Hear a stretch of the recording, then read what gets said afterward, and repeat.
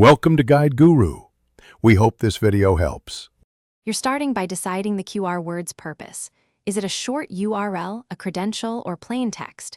Once chosen, pick a concise word or phrase, no spaces or odd symbols, because scanners parse clean tokens faster.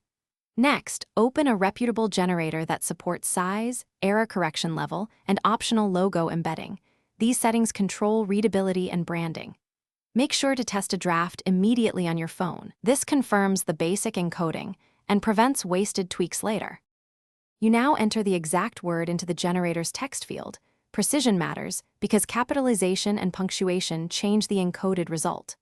Once done, select an error correction level, L, M, Q, H. Higher levels tolerate damage yet increase complexity. Pick M or Q for printed materials.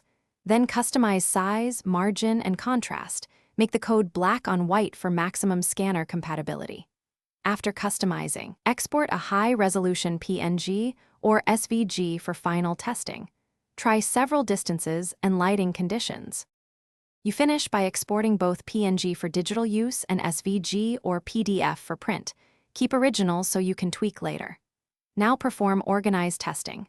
Scan with at least 3 devices, different apps, and from varied distances and angles to ensure real-world reliability. If a scan fails, don't panic. First increase image size or quiet down any logo overlay, then boost error correction and reprint a small test patch. One key troubleshooting tip.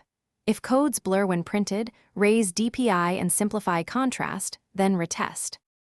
Thanks for watching. Consider subscribing if we helped you today.